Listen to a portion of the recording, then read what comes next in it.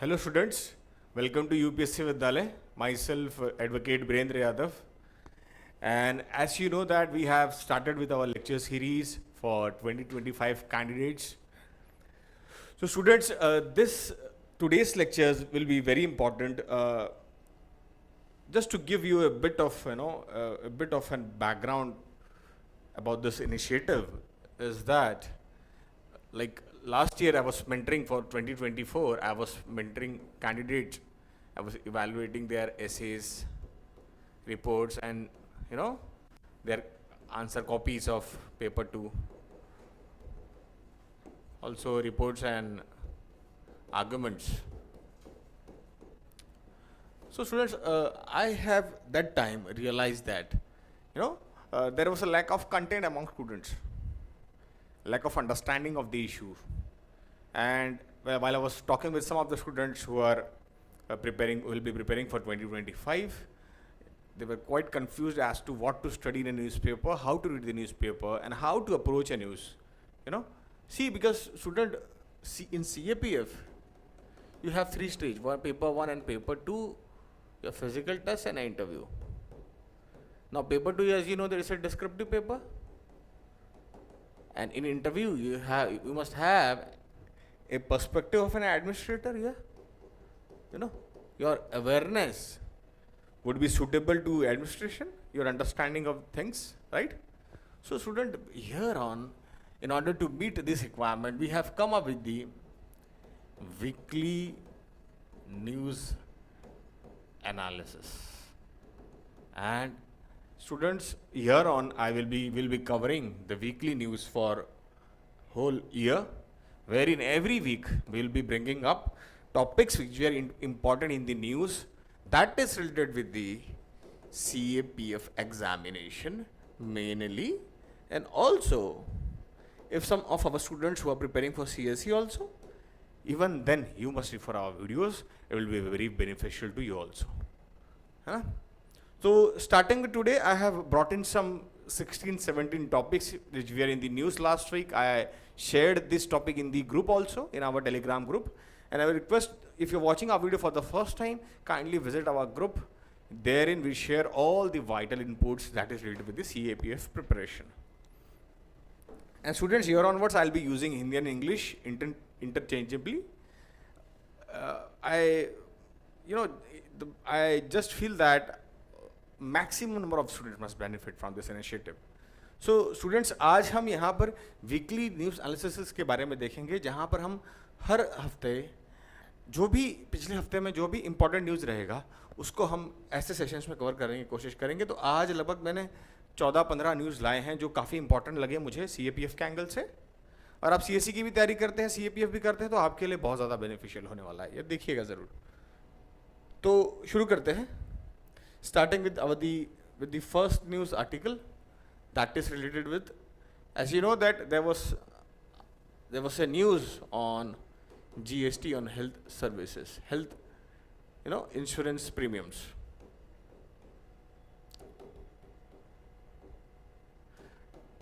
CAPF के exam में student, अगर आपको पता होगा, लेटली फाइनेंस कमीशन पे सवाल आ रहा है. ठीक है, फाइनेंस कमीशन के ऊपर सवाल आया हुआ है. उसके बाद गवर्नमेंट के जो टैक्स रेवेन्यूज़ हैं, है ना, उस पर सवाल आया है लेटली CAPF 2024 में. तो उस हिसाब से ये न्यूज़ इंपॉर्टेंट है, क्योंकि देखिए GST जो है वो 101 कॉन्स्टिट्यूशनल अमेंडमेंट के बाद आई थी. ये जो कॉन्स्टिट्यूशनल अमेंडमेंट था उससे ही आया था. ठीक है, तो अभी हुआ क्या है, ऑपोजिशन से ये डिमांड आया था कि जो GST लगता है, जो हेल्थ इंश्योरेंस प्रीमियम्स होता है, इस पे GST लागू होती है. तो हेल्थ आपको पता ही है, बहुत ही बेसिक फंडामेंटल चीज़ है ना. आम आदमी को पे अगर उस पर भी GST लगेगा तो उस पर बाहर आएगा, क्योंकि इनडायरेक्ट ये जो टैक्स हैं ये इनडायरेक्ट टैक्स हैं. ठीक है, तो इनडायरेक्ट टैक्स क्या होता है, वो चाहे सिटीजन गरीब हो अमीर हो, उसको ना देखते वो सब पे लागू होता है. तो यहाँ पे क्या हो रहा है, अगर वो अपने हेल्थ का, एक तो गवर्नमेंट का इंफ्रा कमज़ोर है, लोग उसके बाद खुद का इंश्योरेंस करवा रहे हैं, और उस पर भी अगर बड़ी GST लगेगी, ज़्यादा इनडायरेक्ट टैक्स लगेगा, तो उन पे वो भार पड़ेगा. तो इसीलिए ये न्यूज़ में था, क्योंकि ये एक ऐसा सेक्टर है, कोर सेक्टर है, हेल्थ एजुकेशन सरकार का, गवर्नमेंट का ये कहना था, अपोजिशन का ये कहना था कि नहीं लगना चाहिए। और इनफैक्ट जो एक मिनिस्टर हैं प्रेजेंट गवर्नमेंट में, उन्होंने ये लेटर लिखा था फाइनेंस मिनिस्टर को कि इसके बारे में सोचने की ज़रूरत है। तो उसी से ये चर्चा में ये न्यूज़ आया था। तो ये इंपॉर्टेंट है हमारे लिए भी। हमें क्या देखना चाहिए इस न्यूज़ में? पहली चीज़ जीएसटी। तो इस मुद्दे पे फाइनेंस मिनिस्टर ने ये कहा था कि जीएसटी काउंसिल में हम इसको देखेंगे, इसके बारे में सोचेंगे, इसमें वहाँ बहस होगा। अभी जीएसटी काउंसिल आपको पता होना चाहिए क्या है। तो मैंने बताया 101 कॉन्स्टिट्यूशनल अमेंडमेंट लाया गया एक जीएसटी का फ्रेमवर्क बनाने के लिए, क्योंकि पूरा सेंटर और स्टेट, हम फेडरल हैं तो क्वासी फेडरल है, तो टैक्सेशन का आपको पता है स्टेट को भी राइट है, सेंटर को भी राइट है। तो वो जो सेटअप था उसको बदल के ये सेटअप लाने के लिए, जीएसटी वाला लाने के लिए जीएसटी काउंसिल बनाया गया। काउंसिल में आपको पता ही होगा, मैंने एक आर्टिकल भी शेयर किया है ग्रुप में, इसमें सेंटर का भागीदारी भी होता है और स्टेट का भी होता है ना। तो कंबाइंड स्टेट का भागीदारी 2/3 होता है और सेंटर का 1/3 होता है ना। तो जो भी चीज़ें जहाँ जीएसटी लगेगी, जहाँ जीएसटी नहीं लगेगी, वो सारा चीज़ें जीएसटी जो काउंसिल होता है वहाँ डिस्कस होता है।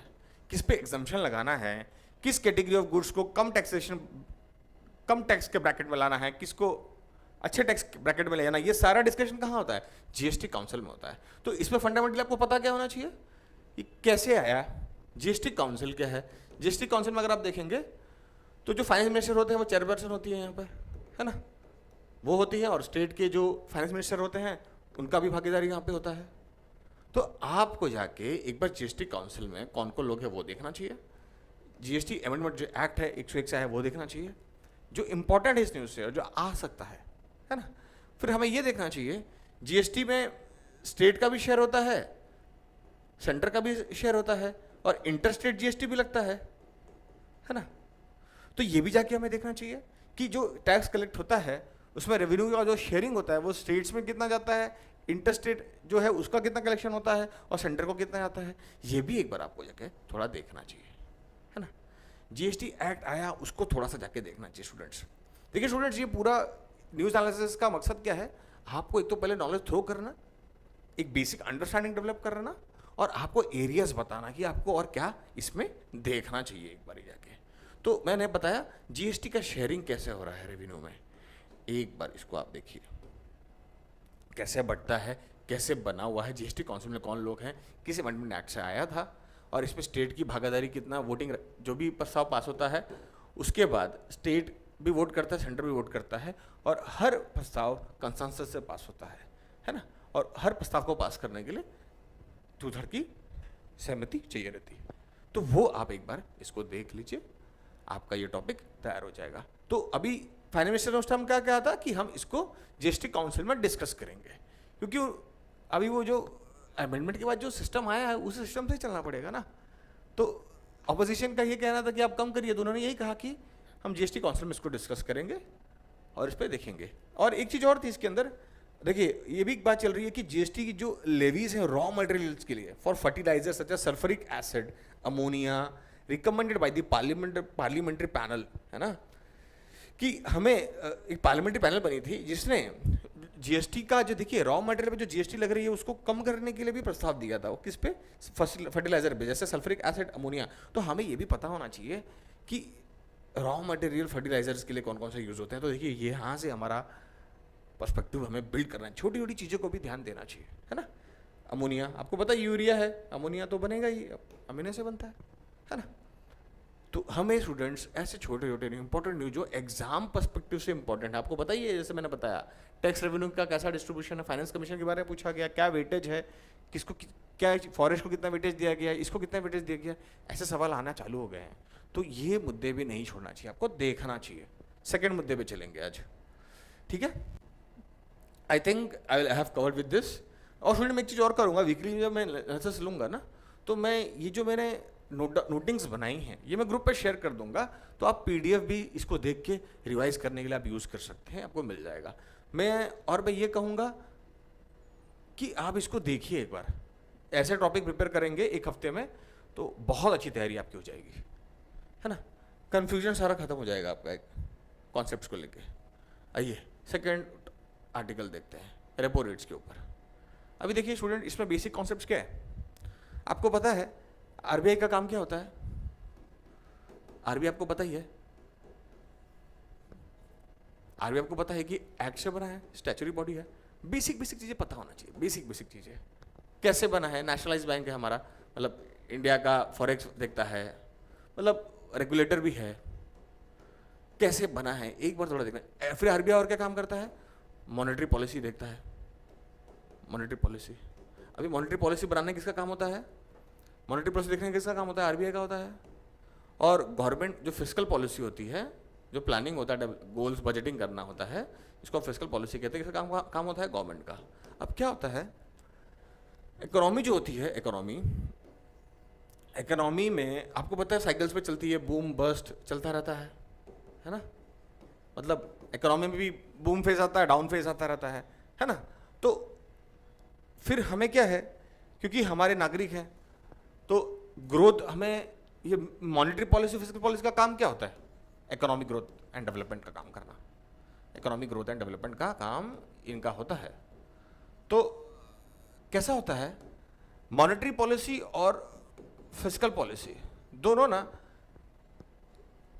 एक दूसरे से लिंक्ड होना चाहिए, है ना, तभी वो इकोनॉमी में बढ़िया ग्रोथ जनरेट कर पाएंगे, इन्फ्लेशन कंट्रोल कर पाएंगे, प्रॉस्पेरिटी ला पाएंगे, है ना।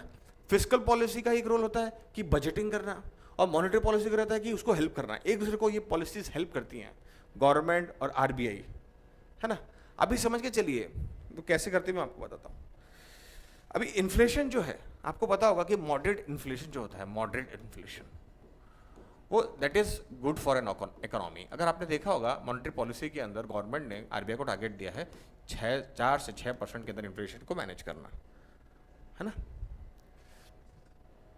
मतलब 4, मतलब इतना होना चाहिए, ये बैंड दे दिया है, बैंड के अंदर मैनेज करने के लिए 2+, मतलब 4 है स्टैंडर्ड, 2 यहाँ 2 वहाँ, ऐसे मैनेज करने के लिए गवर्नमेंट ने आरबीआई को टारगेट दिया हुआ है मॉनेटरी पॉलिसी के अंदर। तो आपको ये देखना चाहिए क्या टारगेट दिया है इन्फ्लेशन मैनेज करने के लिए, है ना। क्योंकि देखिए अगर इन्फ्लेशन बढ़ जाएगा, बहुत ज़्यादा हो जाएगा, तो क्या होता है, परचेसिंग पावर गिर जाता है मनी का, है ना। इन्फ्लेशन ज़्यादा बढ़ जाता है तो सारी चीज़ें महंगा हो जाती हैं, तो जब सब चीज़ें महंगी, लेबर महंगा होने लगता है, बाकी चीज़ें महंगी होने लग जाती हैं, तो कंजम्पशन डाउन होने लग जाता है, तो इकोनॉमिक ग्रोथ स्लो डाउन हो जाता है ना। तो इकोनॉमी को भी एक फ्रेंडली इन्फ्लेशन, मतलब एक ज़्यादा इन्फ्लेशन बढ़ने से गरीबों पे ज़्यादा प्रेशर पड़ता है उसका, क्योंकि वो सब पे चार्ज होता है, मनी की वैल्यू डिग्रेड होती है, परचेसिंग पावर डाउन होती है। तो हमें बेसिक कॉन्सेप्ट पता होना चाहिए। अभी देखिए 9th टाइम आरबीआई ने रेपो रेट को 6.5% पर ही रखा। क्यों किया, ये इसका मेन जो कारण है ना, फूड इन्फ्लेशन है। फूड इन्फ्लेशन इंडिया में अगर आप देखेंगे, फूड इन्फ्लेशन का प्रॉब्लम होता है ना।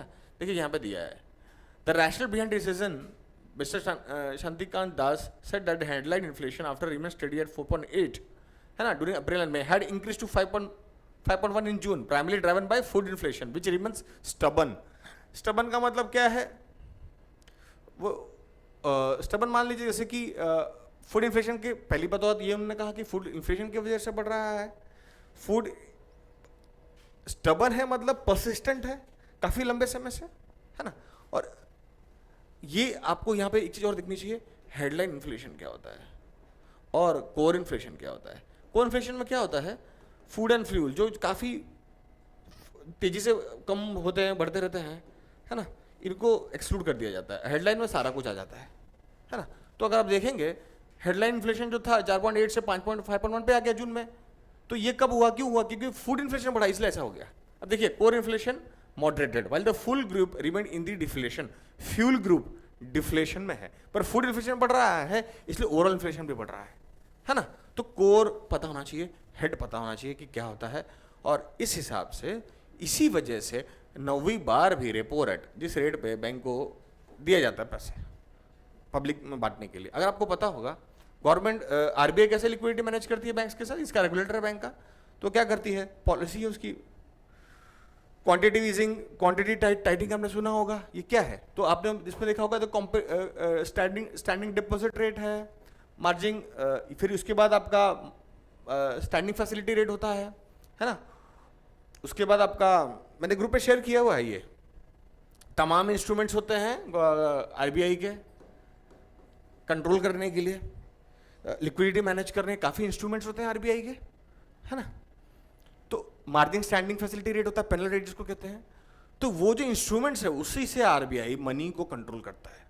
अगर इन्फ्लेशन ज़्यादा तेजी से बढ़ रहा है तो मनी स्क्वीज आउट कर लेगा आरबीआई। अब ज़्यादा ग्रोथ को सपोर्ट करना है, मार्केट में पैसा नहीं, लिक्विडिटी नहीं है, तो मनी पंप कर देगा। इसको फिस्कल स्टिमुलस करते हैं, मॉनेटरी स्टिमुलस कहते हैं इसको, पैसा बढ़ा देना। बैंक रेट्स डाउन कर देगा तो उतना बैंक का जैसे ही रेट कट कर देगा तो लोन सस्ता हो गया, तो लोग बैंक ज़्यादा पैसा उठा के मार्केट में फेंकेंगे, पैसा ज़्यादा लिक्विडिटी लोगों के पास जाएगी, है ना। ऐसे होता है, इस तरीके से आरबीआई पैसा को मैनेज करता है। तो ये हमें इस आर्टिकल में समझ। और मैं एक लास्ट चीज बता दूं, फूड इन्फ्लेशन क्यों है यहाँ पे? सप्लाई चेन्स का प्रॉब्लम है। इंडिया एक बड़ी कंट्री है, अभी इंफ्रा डेवलप्ड हो रहा है, आपको पता ही, डेडिकेटेड फीड कॉरिडोर की बात करते हैं, बाकी चीज़ों की बात होती है ना। अब हो सकता है कोई चीज़ हमारे यहाँ पे किसी नॉर्थ ईस्ट स्टेट में पैदा हो रही है, वो इंडिया में फुल इंडिया में फैल नहीं पाती टाइमली, तो पेरिश हो जाता है, ख़राब हो जाता है ना। क्वालिटी अच्छी नहीं है कई बार, और सीजनल जो वातावरण बदल रहा है, तो आपको पता है क्लाइमेट चेंज हो रहा है, तो उससे डिस्ट्रक्शन भी होता है, क्रॉप डिस्ट्रक्शन भी होता है। तो पैदावार अच्छी नहीं हुई, कम हो गई, सप्लाई डिमांड सही से हुआ नहीं, और सप्लाई चेन्स अच्छे हैं नहीं, प्रोडक्शन एडुकेट नहीं हो रही है। तो ये सारा फैक्टर्स है जो इंडिया में फूड इन्फ्लेशन राइज करता है ना। कई बार हम लोग बहुत सारे प्रोडक्ट्स में, अभी भी आपको पता होगा, पल्सेस भी इंपोर्ट करते हैं, है ना। और कैसा है अभी फाइनली फूड में ऐसा भी है, मान के चलिए प्रोटीन रिक्वायरमेंट्स का डिमांड बढ़ रहा है इंडिया में। अभी आपको पता ही है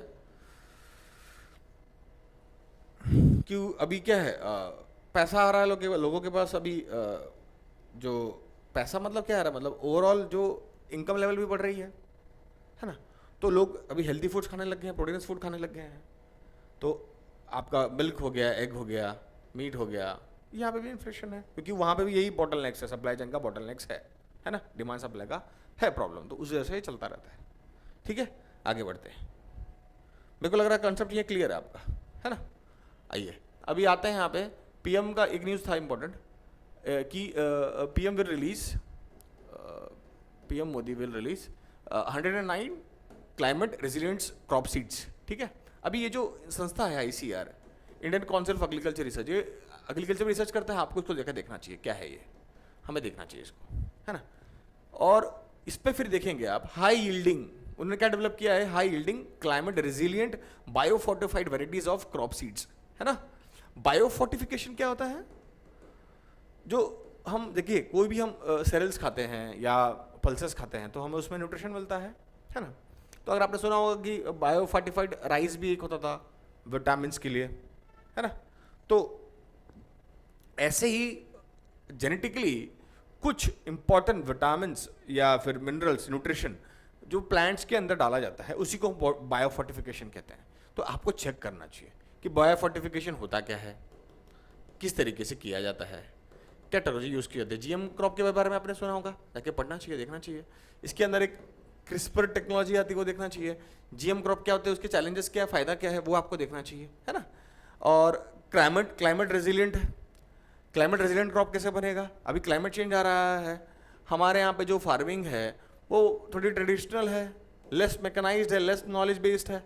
तो हमें ये अभी करना है, अभी आईसीटी एआई का ज़माना है ना।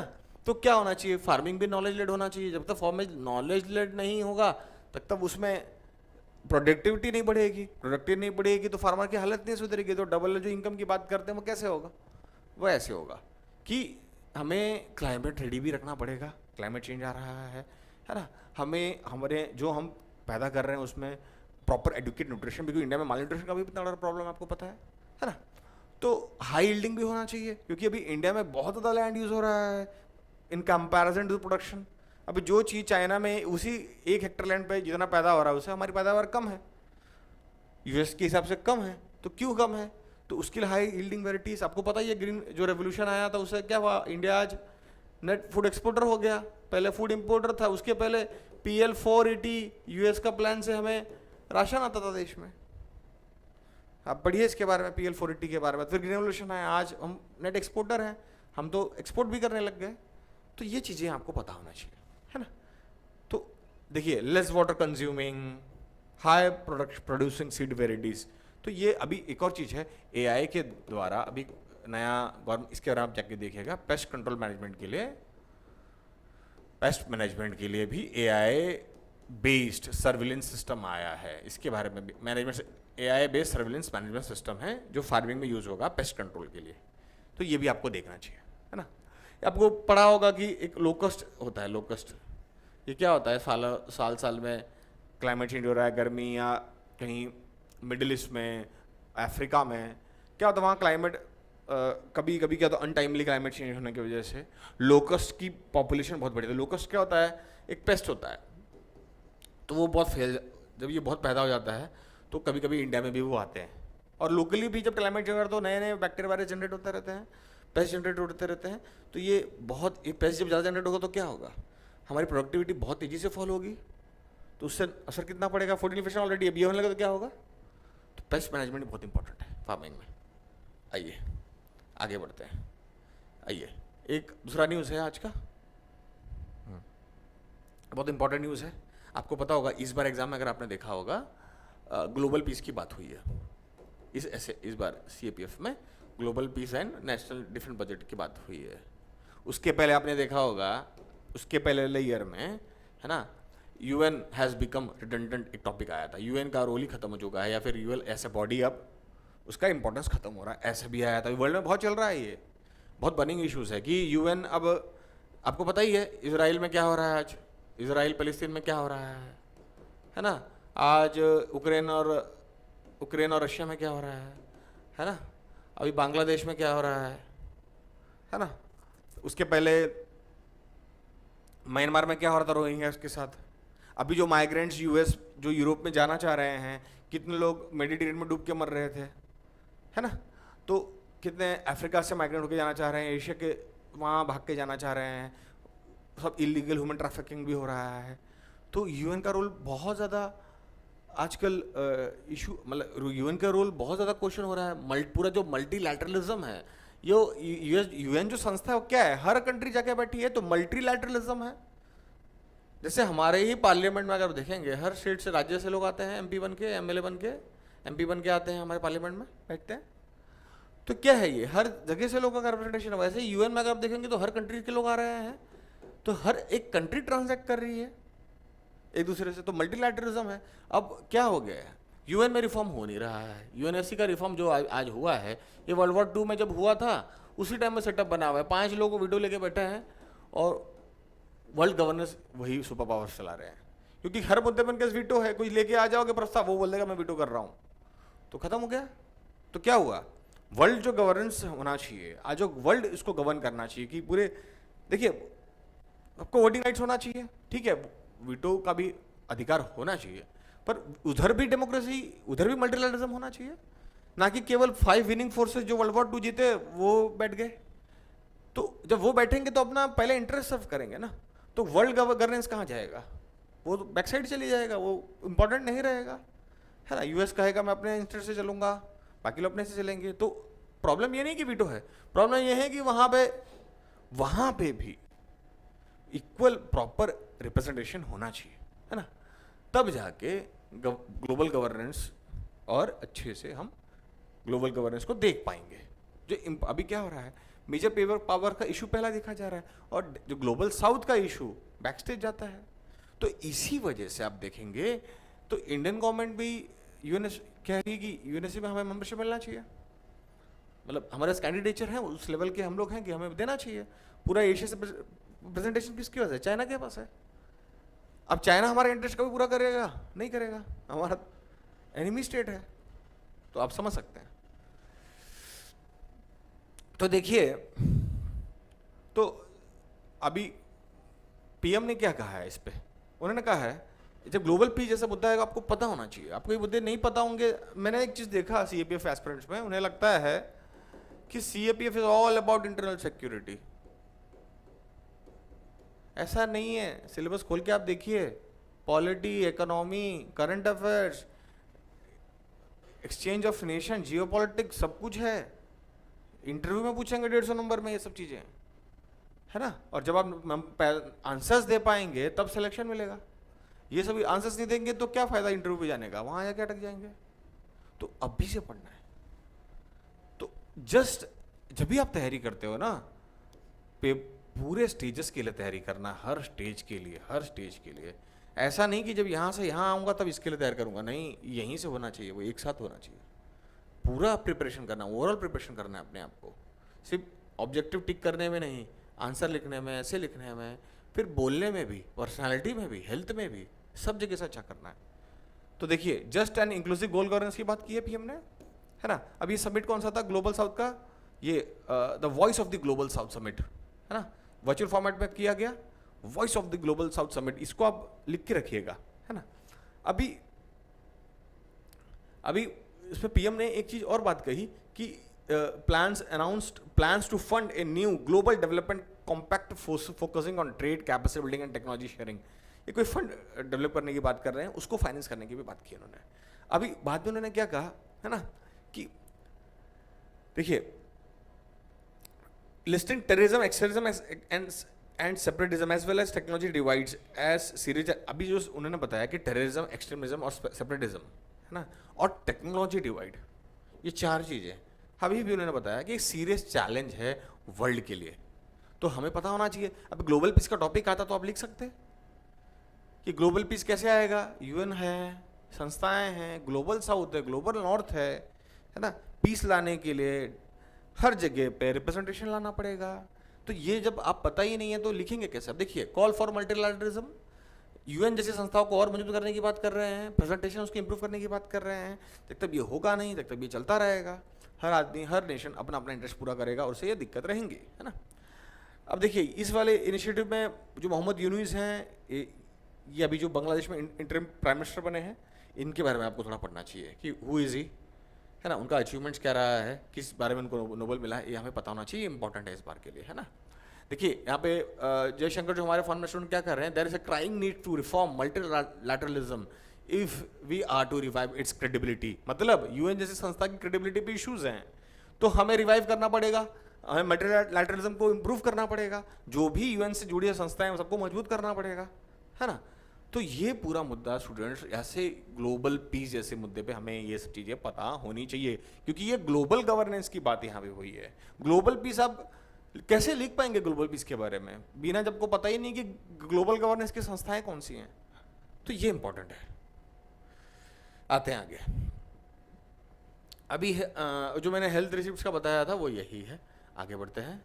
आइए, instability in India neighbourhood is a concern. ठीक है, ये न्यूज़ हमारे हिसाब से इंपॉर्टेंट है, हमारे एग्जाम्स के पर्सपेक्टिव से इंपॉर्टेंट है। अभी, है ना, पहले हमें देखना चाहिए इसके अंदर क्या, चीफ ऑफ डिफेंस स्टाफ कौन होता है ना। एक चीज़ और हमें देखना चाहिए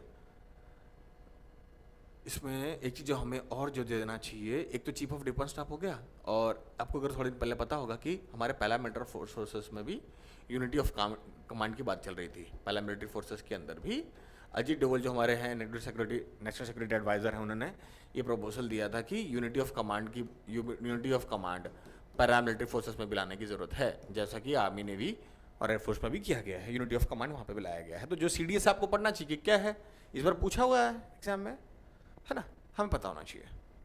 तो उन्होंने ये कहा, दो चीज़ की बात उन्होंने मेजरली की है। उन्होंने बताया कि इंडिया का जो बॉर्डर है वो लाइव है एंड पोरस है। अब लाइव क्यों है, क्योंकि आपको पता है, अगर आप देखेंगे इंडिया पाकिस्तान, है ना, इंडिया चाइना कैसा है, बहुत एक्टिव बॉर्डर है ना, और कंटेस्टेड जोन है, सारे चैलेंजिंग जोन है, जोग्राफिकल कंस्ट्रेंट्स हैं, बाकी की चीज़ें हैं, इंसर्जेंसी है, सारे एक्टिव है, लाइव है ना। तो इस हिसाब से बोला उन्होंने। पोरस आपको पता ही है, फेंस नहीं है, प्रॉपर्टी डिमार्केटेड नहीं है ना, आसपास में ट्रेड कम है, लोगों का आना जाना कम है ना। तो क्या है, ट्रस्ट डिफिशिएट है नेशंस के बीच में, और हमारा ईस्ट और वेस्ट फ्रंट दोनों जगह से हम चौकते हैं, और ओपन सी है, वहाँ से भी टेररिज्म आ रहा है, मुंबई का फेमस आपको पता ही है। तो हमें जब ऐसे मुद्दे आते हैं तो हमें बहुत छोटी छोटी बातों को बहुत अच्छे से पढ़ना चाहिए। इसमें देखिए पूरा दिया हुआ है। इंस्टेबिलिटी, यहाँ नेबरहुड आपको पता ही है, बांग्लादेश में आज क्या इंस्टेबिलिटी है, लोग भाग के इंडिया में घुसने लगेंगे तो क्या करेंगे आप, कैसे कंट्रोल करेंगे, है ना। तो इंस्टेबिलिटी है, कॉज ऑफ कंसर्न है यही, और फ्लैग बताया उन्होंने कि थ्रेट दोनों तरफ है, eastern, western and northern borders. ठीक है, अभी फिर ये कह रहे हैं कि जो वर्ल्ड है आज मोस्ट वॉलेंट फेज में, वर्ल्ड वॉर 2 के बाद अब जाके आज जो पूरा ग्लोबलाइजेशन ही चैलेंज हो रहा है, मल्टीलैटरलिज्म चैलेंज हो रहा है, हर नेशन इनवर्ड लुकिंग हो रहा है, आपको नहीं लग रहा है कि ये एक चैलेंज है? जब ग्लोबलाइजेशन ठीक से हुआ तो वर्ल्ड में ग्रोथ आया, वर्ल्ड में प्रॉस्पेरिटी आई, चाइना जैसी कंट्री इतना ऊपर पहुंच गई। अब फिर से वो चीजें जब सबसे ग्लोबलाइजेशन खत्म होगा, सब इनवर्ड लुकिंग होने जाएंगे, तो जो स्ट्रक्चर बना उस स्ट्रक्चर फिर से डेमोलिश होगा, है ना? फिर उसका जिस नेशन को फायदा मिलेगा वो नहीं मिलेगा।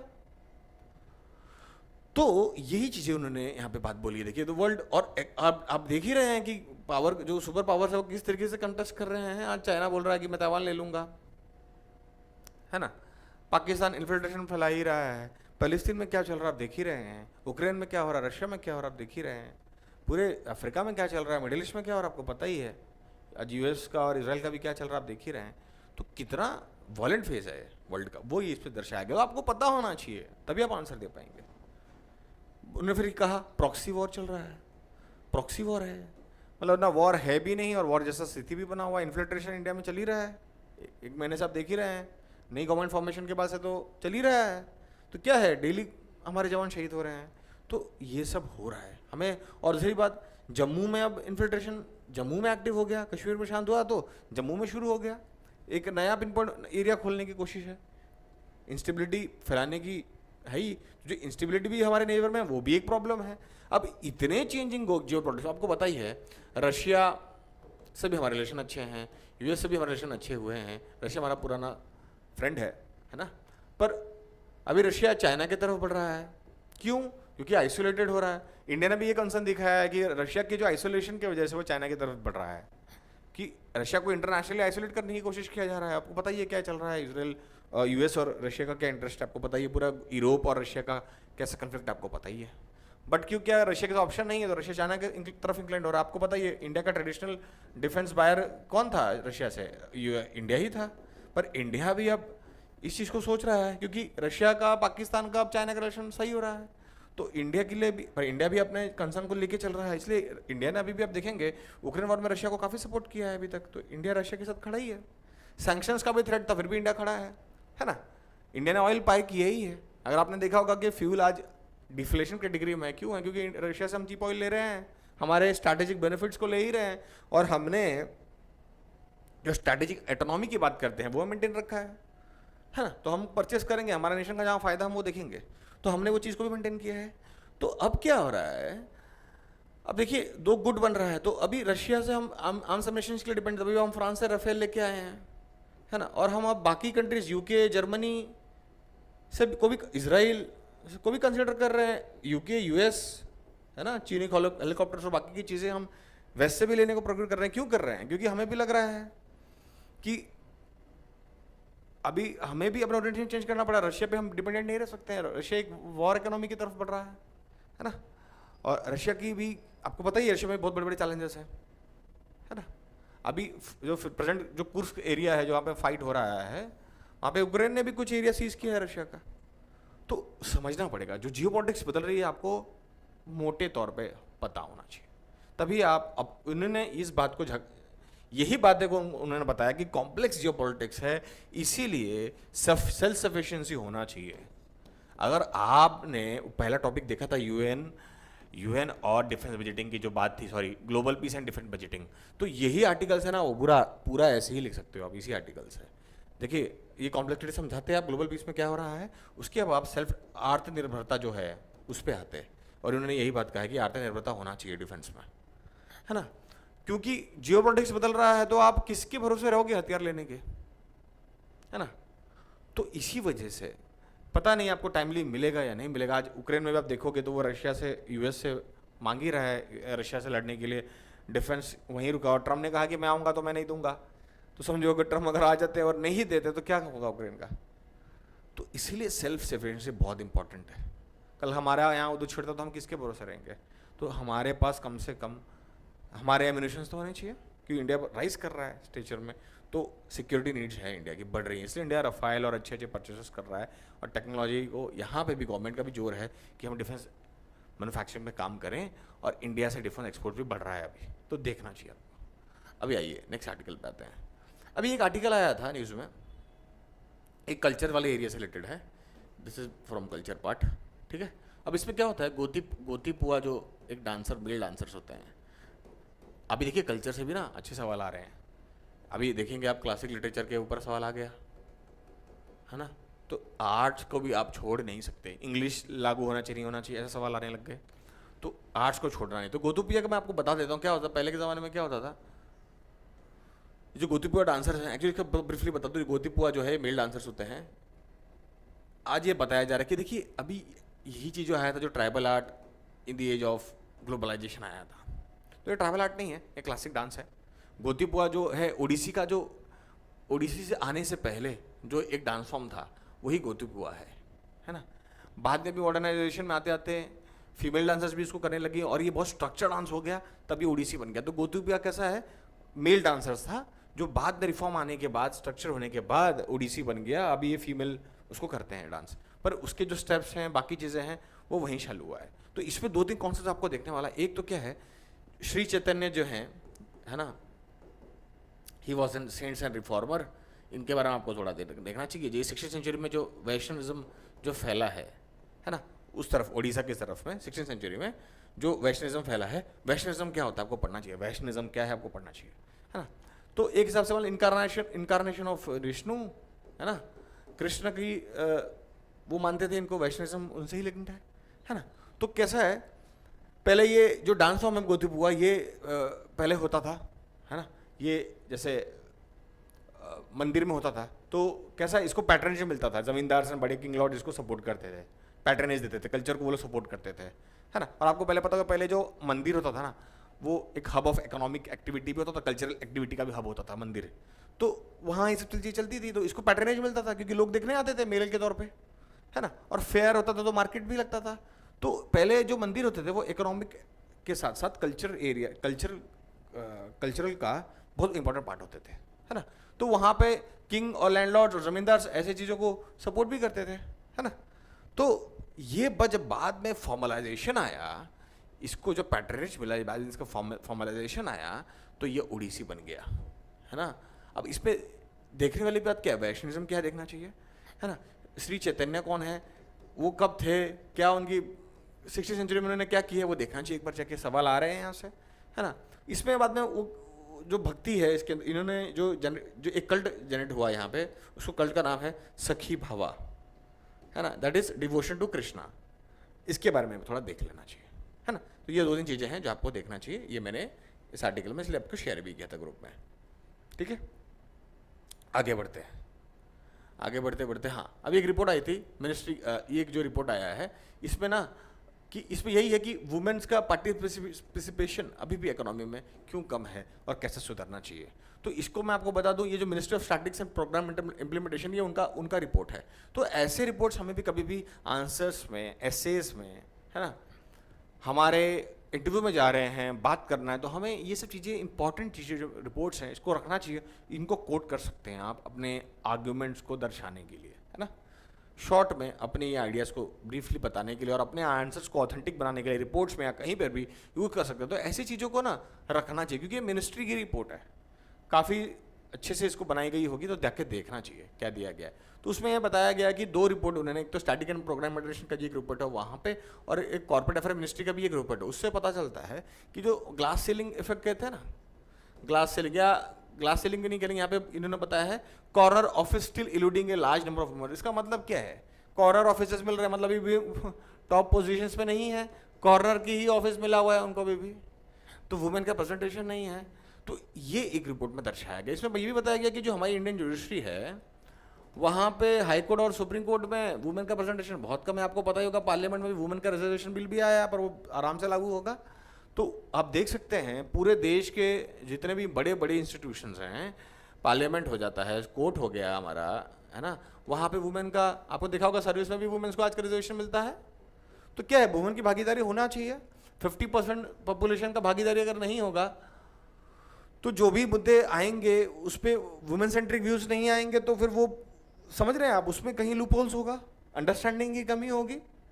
वुमेन्स भी हर जगह जाएंगे तो वो अपने लिए भी बात करेंगे, और उनका भी एक आईक्यू, एक अंडरस्टैंडिंग ईक्यू होगा, उस हिसाब से वो प्रपोजल लाएंगी।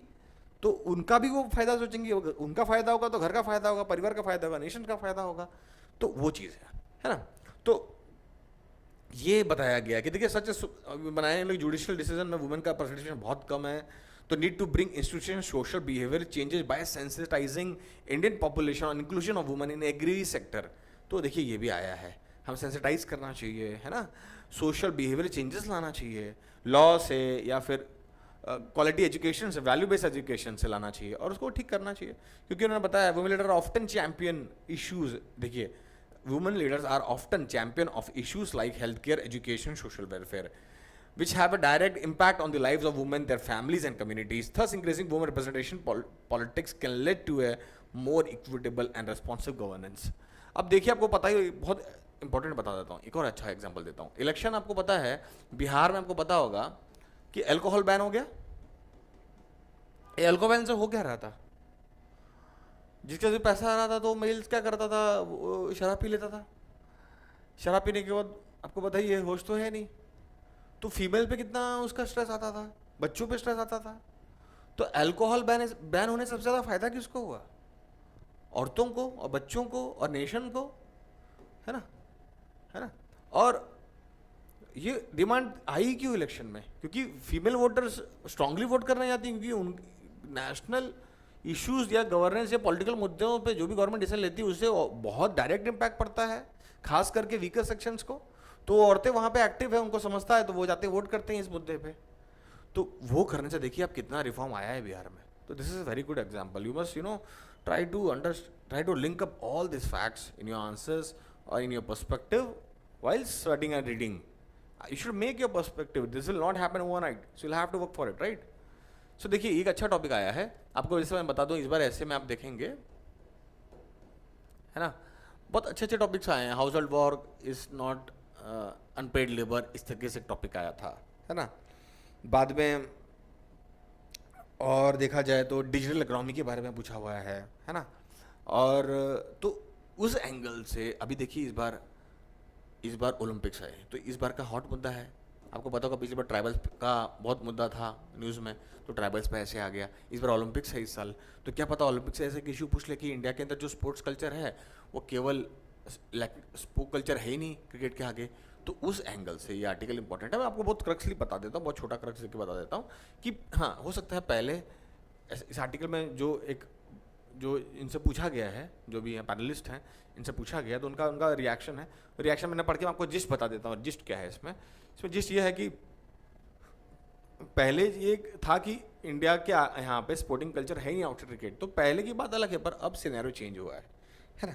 अब अगर आप देखेंगे तो अभी हमें क्या है, अभी 6 मेडल्स मिले हैं इस बार भी। गोल्ड इस बार नहीं मिला हमें, पर मिला है। तो हमारे डिफरेंट एरिया से गोल्ड्स हमें आ रहे हैं, है ना। गवर्नमेंट भी अभी लेटली हर एरिया, अदर स्पोर्ट्स पे भी, अब आपको देखा होगा कुछ साल पहले गवर्नमेंट ने फुटबॉल के लिए बहुत बड़ी इनिशिएटिव चलाया था, है ना, खेलो इंडिया चलाया था। अभी स्पॉन्सर्ड प्राइवेट स्पॉन्सरशिप और प्राइवेट स्पॉन्सरशिप और पब्लिक स्पॉन्सरशिप भी बढ़ रही है बाकी स्पोर्ट्स के लिए। Pro league kabaddi and stuff चल ही रहा है, आपको पता ही है ना। तो क्या है, अभी जनरल अवेयरनेस बढ़ा है। अभी ऐसा नहीं बोल सकते कि किसी स्पोर्ट्स में अभी इंडिया में से क्रिकेट कल्चर, हाँ फिर भी बताया गया है वो काफ़ी ऑर्गेनाइज्ड है ना। बीएससी से आगे आपको पता ही है, बीएससी गवर्नमेंट बॉडी तो है नहीं, एक ये है, क्या कहते हैं, this is sort of an NGO है ये, है ना। एनजीओ भी नहीं बोलूँगा मैं, एक प्रॉफिट मेकिंग एंटिटी है ना। तो एक ट्रस्ट है, ट्रस्ट राइट वर्ड है, ट्रस्ट। तो ये ट्रस्ट चला रहा है। तो आप समझ रहे बीसीसीआई को कितना ऑर्गेनाइज कर दिया क्रिकेट को उन्होंने, प्लेयर्स को कितना अच्छा पैसा मिला, कितना अच्छा एडवर्टाइजमेंट हो रहा है, कितना उन लोगों को जो लाइव कास्ट कर रहे हैं उसमें कितना पैसा आ रहा है। तो पैसा जनरेटर तो आज क्रिकेटर्स को, क्रिकेटर्स बहुत अच्छा पैसा कमा रहे हैं। बाकी स्पोर्ट्समैन की क्या हालत है, अगर मेडल जीत के लाएंगे तो गवर्नमेंट उनको पैसा दे देगी, नहीं तो करते रहो कम्पीट। पर अब बताया गया है कि बढ़ रहा है। पर एक चीज़ मैंने और बताया कि जो हॉकी का जो एरा था, हॉकी वो डाउनफॉल आया है, पर इस बार हॉकी में हमारी टीम ने भी अच्छा परफॉर्म किया है। तो इन्होंने ये बताया कि अगर आप पूरा पढ़ेंगे तो इसमें आपको बता रहा हूँ बहुत अच्छा अंडरस्टैंडिंग मिलेगा। पर मोटे मोटे तौर पे मैंने बता दिया कि इन्होंने ये बताया कि क्रिकेट का ही पहले चलन था, क्रिकेट ऑर्गेनाइज भी काफ़ी जल्दी हो गया, बाकी स्पोर्ट नहीं हो पाए, पर अब होने लग गए हैं बाकी स्पोर्ट्स में भी। अब बाकी स्पोर्ट्स पर उनको भी फ़ायदा मिल रहा है। कुछ एक पैनलिस्ट ने ये भी कहा कि स्पोर्ट्समैन की हालत ख़राब है, जीतने के बाद उनको मिलता है, फिर लास्ट टाइम पेंशन नहीं मिलता है, नौकरी नहीं माना जाता, प्रोफेशन नहीं मानता, तो उन लोग स्पोर्ट्स इसीलिए खेलने जाते हैं कि चलो नौकरी मिल जाएगी, पेंशन हो जाएगी, पर वो मिल नहीं रहा है, तो वो मिलता तो और बढ़ावा मिलता। और जब वो रिटायर होते हैं तो उनको नौकरी भी नहीं मिलती, तो उनको रखना चाहिए ग्रूम करने के लिए नेक्स्ट जनरेशन स्पोर्ट्स पर्सन को। तो और एक पैनलिस्ट का ये कहना था कि कभी भी स्पोर्ट्स ऐसे सरकारी नौकरी के लिए नहीं खेलना चाहिए, स्पोर्ट्स में सिर्फ नौकरी लेने का रास्ता नहीं होना चाहिए, वो ट्रू स्पोर्ट्समैनशिप के लिए खेलना चाहिए, है ना। तो यही था कि मोरलेस एक मिक्स बास्केट था कि ठीक है क्रिकेट अभी भी ओवरवेलमिंग है ना, बाकी स्पोर्ट्स भी जनरेट हो रहे हैं, उनको भी इंपॉर्टेंस धीरे धीरे मिल रहा है, गवर्नमेंट वहाँ पहुँच रही है, गवर्नमेंट कर रही है, एरिया ऑफ इम्प्रूवमेंट्स हैं और करने की ज़रूरत है। ये था मोरलेस ये आर्टिकल का ये क्रक्स था। तो अगर ऐसे आता है तो आप लिख सकते हैं ऐसा, और मेरे को लगता है ऐसा आ सकता है ना। तो देखना चाहिए एक बार। अभी देखिए क्या है, ये जो गीता गोपीनाथ हैं, ये जो है ना, तो ये आईएमएफ में ये हैं, मैनेजिंग डायरेक्टर हैं। तो ये अभी इंडिया में आई हुई हैं, ये इनका इंडियन ओरिजिन है, अब इंडियन अमेरिकन है तो वह है इंडियन ओरिजिन की हैं, केरला से हैं। तो अभी ये जब आई हैं यहाँ पर, ये आईएमएफ जैसी इतनी बड़ी संस्था है, आपको पता है इंटरनेशनल मॉनेटरी फंड, तो उनकी जब डिप्यूटी मैनेजिंग डायरेक्टर हैं तो उनका इतना अच्छा पोस्ट है। तो ये हमारे लेडी श्रीराम कॉलेज से पढ़ी हुई हैं, दिल्ली यूनिवर्सिटी से, तो देखना चाहिए। तो इन्होंने क्या बोला है, अभी आईएमएफ है तो ये हम फाइनेंस मिनिस्टर से मिलने आई थी, तो इन्होंने बहुत अच्छे अच्छे एरियाज़ को टच किया है। मैं स्टूडेंट आपको बता देता हूँ, CAPF में ना पॉलिटी, इकोनॉमिक्स, ठीक है, करंट हैपनिंग्स, मतलब मैं बता रहा हूँ सिलेबस का हर एक एरिया है। वुमेन का रोल स्पोर्ट्स में पूछा ही जा रहा है, इंटरव्यू में आपसे सवाल पूछा जाएगा, है ना, आपके डैफ में से कोई भी सेक्शन उठा के पूछ लिया जाएगा। तो तैयार, ये बहुत अच्छा आर्टिकल है, इसमें से बहुत सारी चीज़ें हैं वाइटल जो हमें देखना चाहिए। पर मोटे मोटे तौर पर इन्होंने क्या बताया मैं बता रहा हूँ। इन्होंने ये बताया कि लेबर फोर्स पार्टिसिपेशन इंडिया में, बता रहा हूँ 50% जनता जो है, हम मान लेते हैं 150 करोड़ की पॉपुलेशन हमारी है, तो 75 करोड़ हमारे फीमेल्स हैं। तो आप इन्होंने बताया कि इंडिया के जो लेबर फोर्स, ये तो ऑल एज ग्रुप की हो गई, तो जो वर्किंग लेबर ग्रुप है उसमें से केवल 35% लोग, लड़कियाँ ही आज लेबर फोर्स में पार्टिसिपेट कर पा रही हैं। तो एक उनको लाने की ज़रूरत है। अब वो कैसे लाएंगे आप, इनको स्किल करेंगे, इक्वल जॉब्स क्रिएट करेंगे, है ना, स्किल देना पड़ेगा, जॉब्स देना पड़ेगा। अब देखिए जॉब्स क्यों नहीं आ रहा, आपको पता है इंडिया में एक जॉब ग्रोथ एक बहुत बड़ा प्रॉब्लम है। तो इनका ये कहना है कि जॉब ग्रोथ कैसे आएगा, है ना, इनका ये कहना है कि रिफॉर्म्स लाने से आएगा, है ना, हमें गवर्नमेंट को इंसेंटिवाइज करना पड़ेगा एम्प्लॉयमेंट जनरेशन के लिए, तब आएगा। फिर उनका ये कहना है इंडिया को अगर ग्लोबल ट्रेड में अच्छा करना है तो इंडिया को लो टैरिफ रखना चाहिए इंपोर्ट्स में। तो देखिए लो टैरिफ रखेंगे तो लोग क्या होगा, इंडिया में उनका सेल बढ़ेगा, तो वो सेल बढ़ेगा तो बाहर की कंपनियां इंडिया में आएंगी, अभी लोग बड़ा टैरिफ है तो वो लाना ही नहीं चाहेंगे, यहाँ पे बेचना ही नहीं चाहेंगे सामान अपना, क्योंकि टैरिफ बहुत ज़्यादा तो यहाँ कोई खरीद नहीं पाएगा, है ना। 100% टैक्सेशन कर दिया तो क्या होगा, तो जो चीज़ें समझिए $10 में आनी चाहिए थी, अब 100% टैक्स, उतना इक्वल टैक्स कर दिया तो $20 की हो गई, तो आदमी सोचेगा महंगा है, नहीं लूँगा मैं। तो लो टैरिफ इंपोर्ट करने से क्या होगा, जो इंडिया में जो चीज़ें हैं वो यहाँ पे लोग उसको बाय करने लगेंगे, है ना। बाय करते करते क्या, वो टेक्नोलॉजी ट्रांसफर गवर्नमेंट बोल देगी यहाँ पे करो, यहाँ पे प्रोडक्शन करो, तो उससे क्या होगा, इंडिया की जो रिक्वायरमेंट है वो भी पूरा होगा, है ना, क्वालिटी प्रोडक्ट्स आएंगे, मार्केट में कंपटीशन सेट होगा, टेक्नोलॉजी ट्रांसफर होगा, तो इंडिया को यहाँ फ़ायदा मिलेगा, है ना। अब इन्होंने एक बात और कहा कि इंडिया में अगर आप देखेंगे 2010 से लेके अभी तक इनका कहना है इंडिया में जो ग्रोथ है, एवरेज ग्रोथ है 6.6% का रहा, पर इनका ये कहना है कि जो एम्प्लॉयमेंट जनरेशन है ना वो 2% ही रहा। तो आप समझ सकते हैं कितना जॉब कट्स हुआ है इंडिया में। अब इसी बीच में आप समझ लीजिए 2% आ गया, तो इसीलिए तो सरकारी नौकरी ढूंढ रहे हैं। तो आगे आते हैं कि सरकारी नौकरी एक स्टेबिलिटी देता है, कोई गलत बात नहीं है। देखिए अब आते हैं आगे क्या है, फिर आगे क्या हो रहा है। तो अभी इनका कहना है कि अभी AI आ जाएगा, जब AI आएगा, है ना, AI आएगा तो सिंगापुर का इन्होंने बताया कि AI का सबसे बेस्ट मॉडल सिंगापुर के पास है। तो हमारे यहाँ पे देखा गया कि यहाँ AI लाएंगे तो क्या प्रॉब्लम होगा, तो उन्होंने रिसर्च किया, तो रिसर्च से ये पता चला कि इंडिया भी मीडियम कैटेगरी में है, ना बहुत अच्छी जगह पे ना बहुत बुरे जगह पे है, तो मीडियम हालत में है, सिंगापुर सबसे बेस्ट है। तो इन्होंने कहा कि वहाँ अगर ला रहे हो ना आप, तो पहली बात तो ये जो भी चीज़ लाओगे आप एआई लाते हो तो रीस्किलिंग होना चाहिए बढ़िया वाला। क्योंकि देखिए जब तक रीस्किलिंग नहीं होगा, मैंने जो भी पढ़ा है, जो भी मैंने सीखा है, टेक्नोलॉजी चलाना पढ़ना स्कूल में सीखा था, अब बाद में मैं उसमें लगा हूँ तो मुझे आएगा, पर जो नई टेक्नोलॉजी में उस पर टच में नहीं तो मैं तो आउट ऑफ ट्यून हो जाऊंगा। तो रीस्किलिंग यहाँ पे बहुत ज़रूरी है कि फोर्स हमारे पास है, बस को रीस्किल करना पड़ेगा एआई के लिए। तो रीस्किलिंग की जरूरत पड़ेगी एआई लाएंगे। और दूसरा, जॉब कट्स भी होगा, जॉब भी जाएगा। तो जब जॉब जाएगा ना, इनको एम्प्लॉयमेंट बेनिफिट्स मिलना चाहिए, इन्होंने ये बात कही, तब जाके एआई सक्सेसफुल होगा आपका। नहीं तो देखिए जिनका नौकरी जाएगा उनका हालत तो ख़राब होगा ना। तो ये है, ये इन्होंने बताया इसके बारे में। तो ये 2-4 चीज़ें उन्होंने मुझे लगता है इंपॉर्टेंस बताया। उन्होंने एक चीज़ और बताया, देखिए रिफॉर्म जो प्रपोज किया था लेबर कोड्स का, उसी से ये काम होगा। और इंडिया को उन्होंने कहा, इंडिया को 60 मिलियन से लेकर 148 मिलियन एडिशनल जॉब्स करना पड़ेगा 2030 तक। अब आप समझ लीजिए 2030 तक कितना कहा है, 60 मिलियन से लेके 150 मिलियन तक, अप्रॉक्स 150 मिलियन।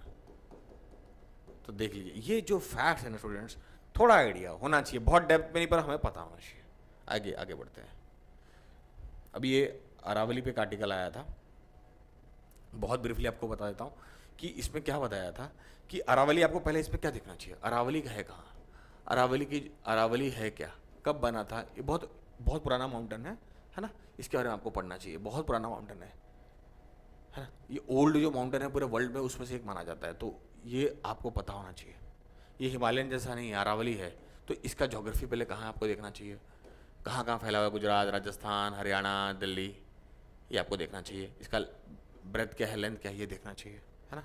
अभी क्या हो रहा है यहाँ पे, क्या हो रहा है, इलीगल माइनिंग, इंक्रोचमेंट, डिफॉरेस्टेशन। अब क्या हो रहा है, इलीगल माइनिंग क्यों हो रहा है, खनन कर रहे हैं, खनन माफिया आपको पता ही है, बहुत होता है इंडिया में, ये तो बहुत चलता है। कई बार तो सरकारी अफसर को भी डरा देते हैं ये लोग, उनको भी मार देते हैं। तो ये प्रॉब्लम है। इंक्रोचमेंट क्या है, अभी आज आपको पता है शहर से लोग जंगलों में, पहाड़ियों की तरफ जाकर रहना चाहते हैं, अच्छे रिक्रिएशन के लिए, है ना, अच्छे लाइफस्टाइल के लिए, या फिर नेचर लवर्स होते हैं वो जाना चाहते हैं। तो ये क्या हो रहा है, जो होटल खुल रहे हैं यहाँ पे, होटल्स खुल रहे हैं, जो लॉन्जेस खुल रहे हैं या पार्क्स खुल रहे हैं, वो सब ऐसा जो एनवायरनमेंट का जो एरिया है इसको डिस्ट्रक्ट कर रहे हैं, इंक्रोच कर रहे हैं। तो क्या करेंगे, रिवर बेड को ख़राब कर देंगे, वाटर पोल्यूशन वहाँ फैला देंगे, है ना, बीमारियाँ ले जाएंगे। तो इंक्रोचमेंट भी हो रहा है वहाँ पे, गवर्नमेंट वहाँ पे चेक नहीं कर रही है, तो ये चल रहा है। आपको पता होगा हरियाणा में बहुत चला है अरावली के यहाँ पे इंक्रोचमेंट, है ना। गवर्नमेंट ने कुछ लीगलाइज भी किया है बीच में थोड़े दिन पहले। अब डिफॉरेस्टेशन भी कर रहे हैं लोग, जो गरीब है वहाँ जो रह रहे हैं वो जाके जंगल में पेड़ पौधे भी काट रहे हैं, है ना। तो ये नेचुरल ग्रीन वॉल माना जाता है। अब इसमें एक चीज़ जो इंपॉर्टेंट आई थी, 2 कॉन्सेप्ट था, इकोटोन एक कॉन्सेप्ट है इसमें। इकोटोन क्या है, इन्होंने बताया जो डेक्कन है, डेक्कन या जो थार डेजर्ट है यहाँ का, जो नीचे डेक्कन प्लेट्यू है और ऊपर गंगा प्लेन्स है, उसके बीच में अरावली है। तो क्या होता है, जब 2 बड़े इकोसिस्टम है, समझ लीजिए जो नेचुरल प्लेन्स है ये एक इकोसिस्टम है, जो डेक्कन और प्लेट्यू है वो भी एक इकोसिस्टम है, और उसी में अरावली है। तो अरावली एक अलग इकोसिस्टम है ना। यहाँ का इकोसिस्टम अलग है, इधर का पूरा प्लेन्स का अलग है, प्लेट्यू का अलग है। तो ये जो दो इकोसिस्टम के बीच का जो जगह होता है ना, ये इकोटोन होता है। इसका फ़ायदा मालूम है क्या होता है, ये बहुत ज़्यादा बायोडाइवर्सिटी रीच होता है। इधर की जो डाइवर्सिटी होती है, जो यहाँ से भी आती है और यहाँ से भी आती है, तो ये ज़्यादा बायोडाइवर्स एरिया रीजन होता है, हाई प्रोडक्टिव रीजन होता है, बहुत इंपॉर्टेंट एरिया होता है ये। तो यही बताया गया है, इसके वजह से ये सारा डिस्ट्रक्शन आ रहा है। लूपोल्स कहाँ है, गवर्नेंस का लूपोल है, और इसके ऊपर अरावली के ऊपर बहुत सारी चीज़ें डिपेंडेंट है, लाइवलीहुड्स डिपेंडेंट है ना, बायोडाइवर्सिटी डिपेंडेंट है ना। तो ये आया था न्यूज़ में। तो स्टूडेंट्स ऐसी चीज़ों को हमें पढ़ना चाहिए, देखना चाहिए। कार्बन फ्लक्स का भी कॉन्सेप्ट आया था। कार्बन फ्लक्स क्या है, जो साल में जो ग्रीन कवर होता है, आता है जाता है, वो कार्बन फ्लक्स होता है। तो उसको भी आप एक बार देखिए, है ना। तो इकोटोन, कार्बन फ्लक्स और अरावली का डिस्ट्रक्शन क्यों हो रहा है, मैंने आपको एक ब्रीफली दे दिया, ये आपको पता होना चाहिए। ये कभी ऐसे आता है, इंटरव्यू में पूछता है, बोलना आना चाहिए आपको। आइए अब आते हैं मंकी पॉक्स के ऊपर। क्या है मंकी पॉक्स, देखिए अभी मैं आपको बताता हूँ कि क्या होता है। कोई भी बीमारी है, ये एक जूनोटिक डिजीज है। जूनोटिक क्या होता है, जो वायरस जानवरों में होता है और आदमी भी कभी कभी आ जाता है इंसान में, है ना। जानवरों से वो वायरस बेसिकली जानवरों में रहता है ज़्यादा, पर हमारे अंदर भी आ जाता है, तो वो जूनोटिक डिजीज उसको माना जाता है ना।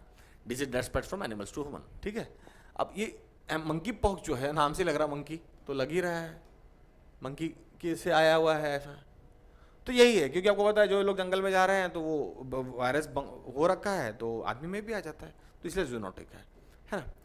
तो इसके बारे में आपको क्या करना चाहिए? पहले बात तो आपको बताना चाहिए कि ये होता कैसा है ना। तो ये होता कैसा है, ये ऑर्थोपॉक्स वायरस जीनस है ना, और पॉक्सीवेरिडे फैमिली का, इसके वजह से ये होता है ना। तो इस पे क्या है, ये अभी क्या हुआ, फैल रहा है अभी ब्लेडली, पाकिस्तान में भी केसेस आ गए इसके, एशिया में भी पहला केसेस आ ही गया इसका। तो अभी आपको पता कोरोना गया था, अब ये आ गया। अब ये होता क्यों, बार बार क्यों फैलता रहता है? एक तो देखिए क्या होता है, सीजनल की वजह से उस टाइम वो बीमारी ज़्यादा एक्टिव हो जाती है, ये एक चीज़ रहता है। और दूसरा म्यूटेशन, पहले उसकी बनावट कुछ अलग थी तो आदमी में नहीं पेनिट्रेट कर पा रहा था, तो क्या हो रहा है, पर वो टाइम के साथ वायरस भी म्यूटेट भी होते रहते हैं, आपको पता ही होगा। तो ये म्यूटेट हो गया, म्यूटेट होते ही वो फैलने लग जाते हैं लोगों में भी। तो दो चीज़ें होती है ना, कुछ सीजन इन्फ्लुएंस की वजह से फैलता है और बाद में म्यूटेशन हो जाता है। तो म्यूटेशन के पहले हार्म नहीं कर, बाद में करने लग गया। कोरोना भी देखिए ऐसी इवेंट था, है ना। अब बात करते हैं, ये वर्ल्ड एक्चुअली न्यूज़ में इसलिए आया क्योंकि इसको वर्ल्ड हेल्थ ऑर्गेनाइजेशन ने इसको ग्लोबल पेंडेमिक जैसा अलर्ट में डाल दिया है। थोड़ा दिन पहले अगर आप देखेंगे, हु ने, है ना, प्रायोरिटी पैरासाइट्स का एक रिपोर्ट निकाला था। इसको आप एक बार देखिए, WHO ने, है ना, प्रायोरिटी पैरासाइट्स रिपोर्ट्स निकाला था एक। तो उसमें आप जाके देखेंगे ना, तो उन्होंने वर्ल्ड में जो कोरोना आने के बाद से और कौन कौन से वायरस हैं, है ना, जो तेज़ी से म्यूटेट हो रहे हैं, बढ़ रहे हैं, और वो कोरोना जैसा वातावरण फिर से ला सकते हैं, तो उसका एक प्रायोरिटी पैरासाइट रिपोर्ट निकाला था। इसको एक बार जाके देखना चाहिए, है ना। अभी मैं उसी बीच में एमपॉक्स आ गया, है ना। अभी मैं आपको बता रहा हूँ कि एक चीज़ और बता देता हूँ इंपॉर्टेंट जो यहाँ पर है, इसका आप जाके देख लीजिएगा। इन्फेक्शन होता है, क्या होता है इसमें आपको पता ही चल जाएगा। मसल एक रहता है, बैक पेन होता है, लो एनर्जी फील होता है, सोलर लिम्फ नोड्स स्वेल हो जाती है, infection people can pass the disease on to others until all sores have healed. देखिए जो सोर्स बनते हैं, अगर मैंने एक फोटो शेयर किया था आपने ग्रुप में देखा होगा, तो उसमें पोर्स बनते हैं, तो सब कुछ हील होने तक वो फैलता ही रहता है। तो ये अभी बेसिकली मैं आपको बताऊँ, इसमें एक इंपॉर्टेंट चीज़ क्या है, वायरस है ना, वायरस अगर आप देखेंगे वायरस का क्या होता है, बेसिकली क्योर नहीं होता है। इसमें क्या होता है, इम्यूनिटी स्ट्रॉन्ग करनी पड़ती है। कुछ वैक्सीनेशन लोग बनाते हैं वायरस में काम करने के लिए, ताकि इम्यूनिटी बूस्ट हो जाए। पर ये एमपॉक्स पर भी ऐसा है, वायरस हमारे वैक्सीन है, पर वो वैक्सीन उसी को देना चाहिए जो मोस्ट लाइकली है कि एमपॉक्स उसको पकड़ेगा, उन्हीं लोगों को देना चाहिए। सबको ट्रायल पे नहीं डालना चाहिए। ये हु के डायरेक्शंस हैं इसमें। तो ये जो वायरस होता है, इसमें प्रॉब्लम वाले में क्या होता है, हम जो एंटीबायोटिक्स बनाते हैं ना, एंटीबायोटिक जो हम बनाते हैं, आपको पता है ये बैक्टीरिया की तरफ काम करते हैं। एंटीबायोटिक उनके लिए ही होता है, बैक्टीरिया के लिए। बेसिकली क्या होता है, जो बैक्टीरिया का जो रहता है ना, सेल वॉल होता है, तो एंटीबायोटिक क्या करता है, सेल वॉल को ब्रीच करता है, सेल वॉल को मारता है। तो सेल वॉल को मारते ही ये मर जाता है, बैक्टीरिया मर जाता है। पर वायरसेस में क्या होता है, सेल वॉल होता ही नहीं है। वायरसेस में सेल वॉल नहीं होता है, कैप्सिड होता है। जो न्यूक्लिक एसिड होता है, उसके ऊपर का जो लेयर होता है वो कैप्सिड का होता है। तो क्या होता है, वो प्रोटीनेसिक लेयर होता है कैप्सिड, पर सेल वॉल तो होता नहीं है। तो अगर बैक्टीरिया से अगर हो रहा होता तो एंटीबायोटिक दे देते थे। अब एंटीबायोटिक देने में आपको पता ही होगा कि हार्मफुल बैक्टीरिया को तो चलो मार देगा, पर यूजफुल बैक्टीरिया को भी मार देता है ये। तो इसको भी सही से यूज करना चाहिए। अगर फालतू यूज करेंगे तो ऐसा बैक्टीरिया एंटीबायोटिक रेजिस्टेंट बैक्टीरिया ही बन जाएगा, एंटीबायोटिक का वैल्यू खत्म हो जाएगा या उसका एफिकेसी खत्म हो जाएगा। तो वायरस में तो काम ही नहीं कर रहा है। तो वायरस में क्या करते हैं, इम्यूनिटी बूस्टर का काम करते हैं। इम्यूनिटी बूस्ट करने के लिए, है ना, कुछ दिया जाता है, जैसे इंजेक्शन हो गया, वैक्सीनेशन दिया जाता है। इसीलिए वर्ल्ड में इसको प्रायोरिटी बीमारियों में भी यूहू ने डाला है। इसलिए ये मुद्दा अभी आया है, इसको आपको देखना चाहिए और बेसिक्स पता होना चाहिए। क्यों होता है, बैक्टीरिया एंटीबायोटिक यूज़ नहीं कर सकते हैं, इसका कैसे इसको टैकल कर रहे हैं, आपको पता होना चाहिए, है ना। आई थिंक यहाँ तक सब क्लियर है। अब आइए, एक मॉडर्न न्यूज़ था, आपने अभी इंडिया में क्या हुआ है, रामसर वेटलैंड साइट जो होती हैं, टोटल अभी 85 हो गया है। अभी लेटली जो ऐड हुई है साइट्स, 2 न्यू साइट्स ऐड हुई है, एक नंजरायान और Kaju valley bird sanctuary Tamil Nadu and Tawa reservoir in MP में। तो 2 केरला में है, 1 MP में है। तो आप केरला से हैं, MP में है, तो आपको पता ही होना चाहिए, इंटरव्यू में पूछ सकता है ना। इससे क्या हुआ है, this takes about tally to 85 Ramsar sites covering an area of, ये इतना बड़ा एरिया याद रखने की जरूरत नहीं है। 85 रामसर आप याद रखिए, कहीं पूछता है, एग्जाम में आता है, रिपोर्ट लिखने बोलता है तो पता होना चाहिए, है ना। इंडिया क्या है, एक पार्टी, कॉन्ट्रैक्टिंग पार्टी है रामसर कन्वेंशन का, जो साइन कभी किया गया था 1971। ये सब वर्ड्स याद आना चाहिए। रामसर है कहाँ, ईरान में है ना। अभी क्या हो रहा है, इंडिया के अंदर तमिलनाडु में सबसे ज़्यादा रामसर साइट है, ये आपको पता होना चाहिए। उसके बाद कितना है, तमिलनाडु में 18, उसके बाद यूपी में कितना है, 10, है ना। No other Asian countries has many site that has, ठीक है हैज़ मैनी साइट्स, तो this has too much to be in geography. अभी इसमें बताया गया कि no other South Asian country has many sites, though his this has much to do with India's geography breadth and tropical diversity. तो India के, South Asia में India के सबसे ज़्यादा साइट्स हैं। अगर वर्ल्ड के लेवल पे देखा जाए तो सबसे ज़्यादा साइट्स किसके पास है, यूके के पास है। छोटी कंट्री है पर 175 साइट्स है उनके, रामसर हमारे 85, कितना डाइवर्स है हम तब भी। और दूसरी बात, मैक्सिको में 142। इसका मतलब क्या है, गवर्नमेंट को भी जो हमारे अच्छे साइट्स हैं उनको प्रोटेक्ट करके लिस्ट करवाना पड़ेगा, ये भी एक काम है। हाँ ये है। तो आप समझिए कैसे लोगों ने करवा लिया यूके ने 175। Bolivia spans the largest area, जो एरिया है, भूगोल है बड़ा, वो सबसे ज़्यादा बोलिविया का है ना। देखो, being designated as a Ramsar site does not necessarily invite extra international funds, but the center and the states must ensure these tracts of land are conserved and saved from man-made encroachment। अगर ये Ramsar होता है तो ensure नहीं होता है कि भाई इंटरनेशनल फंड आ ही जाएगा, पर इसमें ऑब्लिगेशन ये आ जाता है कि स्टेट एंड सेंटर्स को उस साइड को प्रोटेक्ट करना पड़ता है ना। हाँ, पर यह है कि फंडिंग आती है पर ज़रूरी नहीं है, ऐसा दिया गया। To be a Ramsar site, a wetland must meet at least one of the 9 criteria defined। अभी क्राइटेरिया भी सेट किया गया है रामसर साइट डिक्लेयर करने के लिए। 9 में से एटलीस्ट 9 में से एटलीस्ट 1 क्राइटेरिया आपका वो साइट मीट करना चाहिए, such as supporting vulnerable endangered and critically endangered species और थ्रेटेंड इकोलॉजिक कम्युनिटीज, है ना।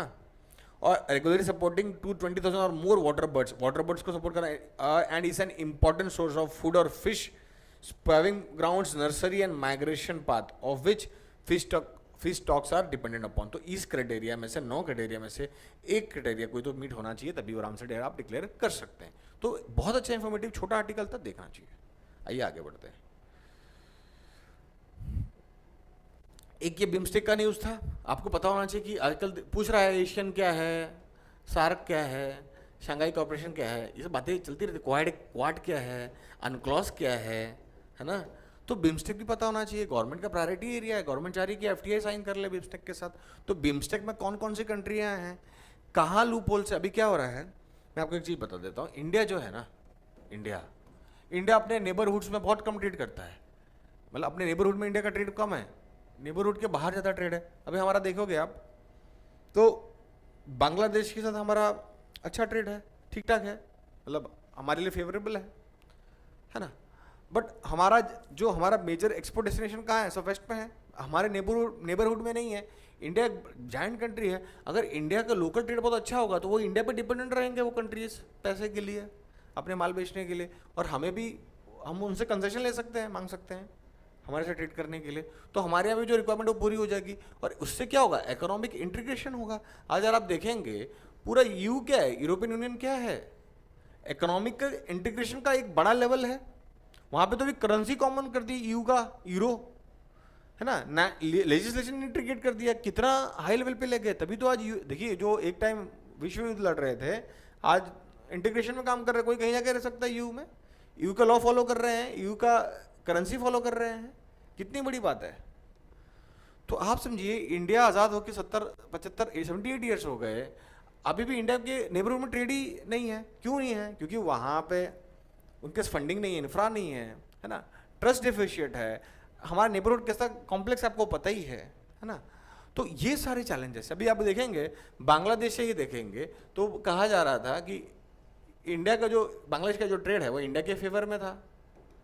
तो लोकली भी वहाँ पर भी एक इसका देखने मिला असर, है ना, कि ऑपोजिशन जो थी वहाँ पे बांग्लादेश के अंदर लोकल भी ये था, डिमांड था कि इंडिया से फेवरेबल ट्रेड होना चाहिए, है ना। तो ये भी एक चैलेंज था। तो आप देखेंगे तो हम अपने नेबरहुड में अच्छे से ट्रेड नहीं कर पाए हैं। तो आपको पता है फिर चाइना यही सिचुएशन को एक्सप्लॉइट कर रहा है।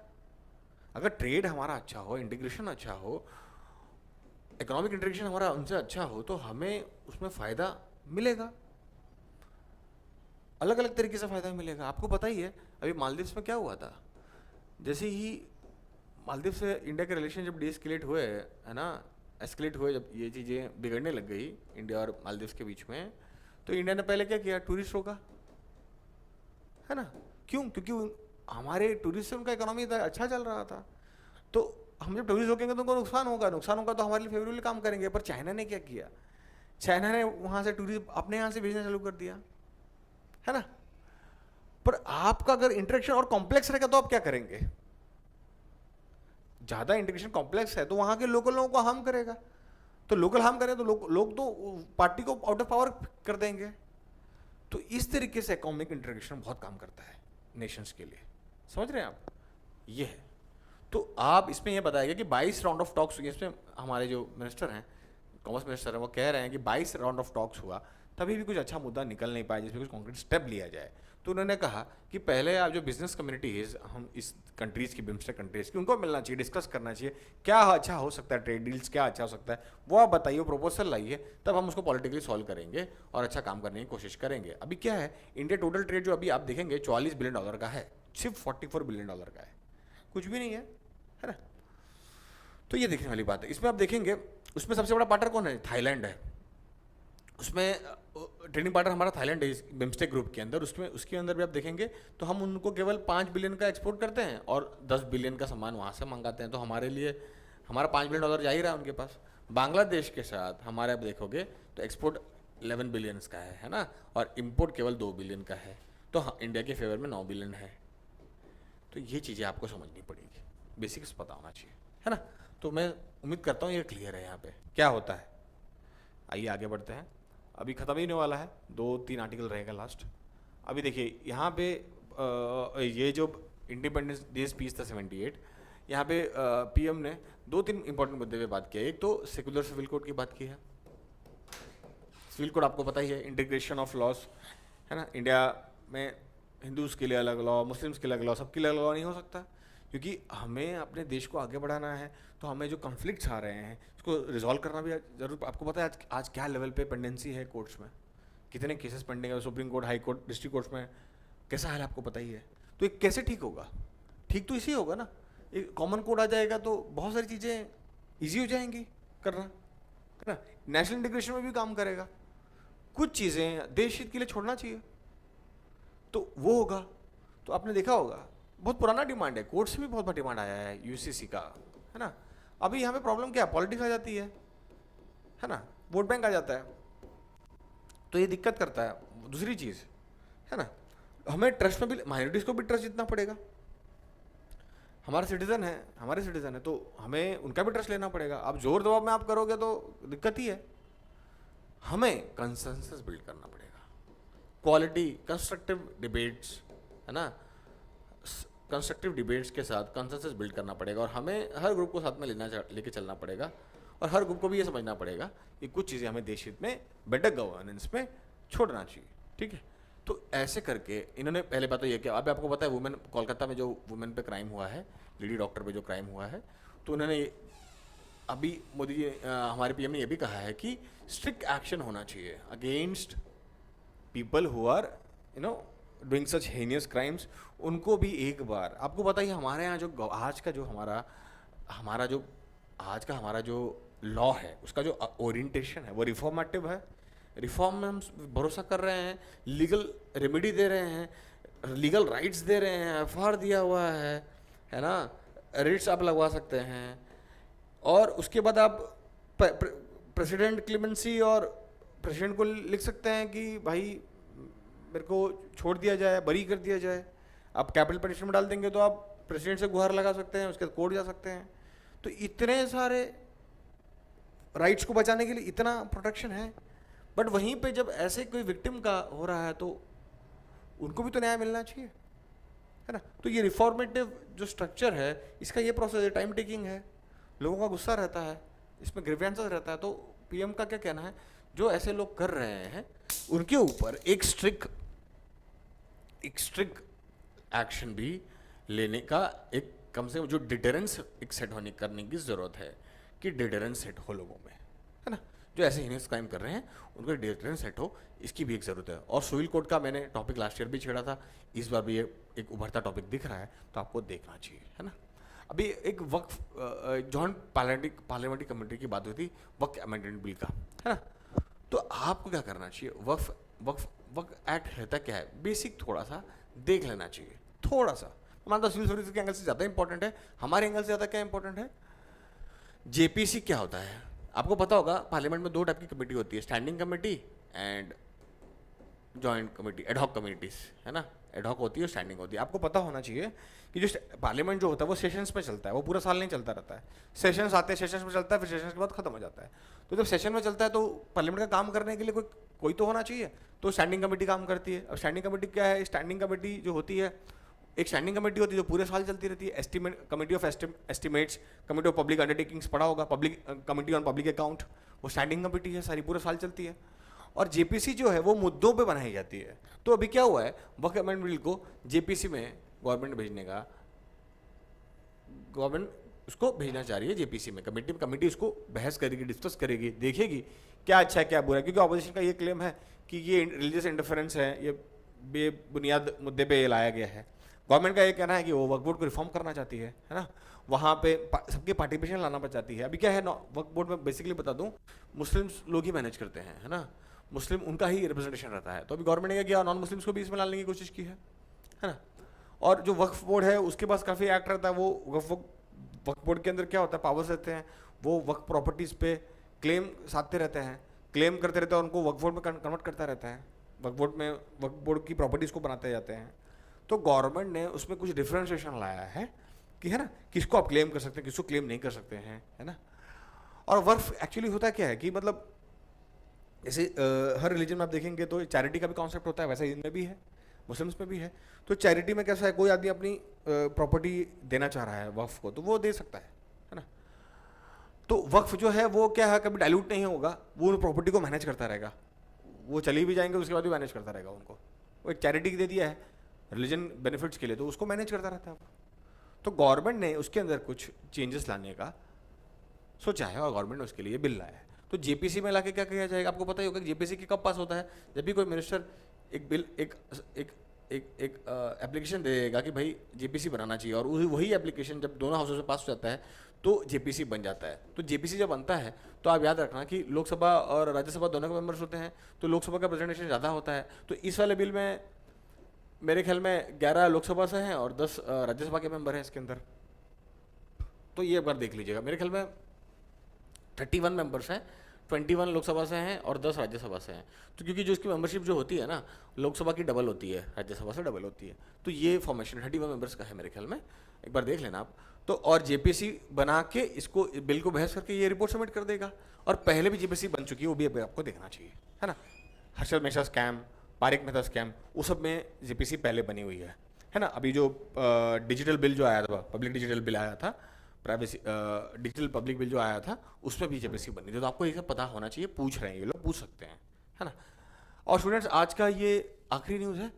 आखिरी न्यूज़ में क्या बताऊंगा मैं आपको कि अभी देखिए ये एसएसएलवी है, आपको पता होना चाहिए। 2-3 चीज़ें आपको पता होना चाहिए, बता रहा हूँ इस टॉपिक्स में।